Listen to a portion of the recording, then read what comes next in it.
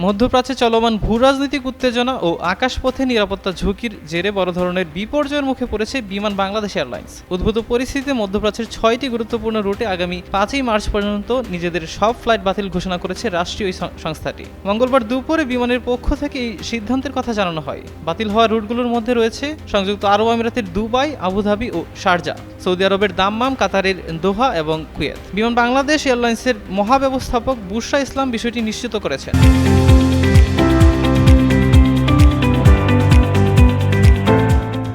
সংস্থাটি জানিয়েছে, পরিস্থিতির উন্নতি সাপেক্ষে যাত্রীদের বাতিল হওয়া ফ্লাইটগুলোর পরবর্তী শিডিউল বা সময়সূচি জানিয়ে দেওয়া হবে। জানা গেছে, মধ্যপ্রাচ্যে যুদ্ধাবস্থা ও আকাশপথে নিরাপত্তা ঝুঁকি তৈরি হওয়ায় গত ২৮ ফেব্রুয়ারি বিকেল থেকে ইরান, ইরাক, কুয়েত, সংযুক্ত আরব আমিরাত, বাহরাইন, কাতার ও জর্ডান তাদের আকাশসীমা সাময়িকভাবে বন্ধ ঘোষণা করে।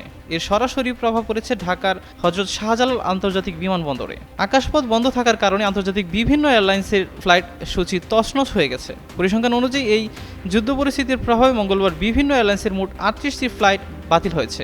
এর আগে ২৮ ফেব্রুয়ারি ২৩টি, ১ মার্চ ৪০টি এবং ২ মার্চ ৪৬টি ফ্লাইট বাতিল হয়েছিল। সব মিলিয়ে গত কয়েক দিনে মোট ১৪৭টি আন্তর্জাতিক ফ্লাইট বাতিলের ঘটনা ঘটল, যার বড় একটি অংশই ছিল মধ্যপ্রাচ্যগামী।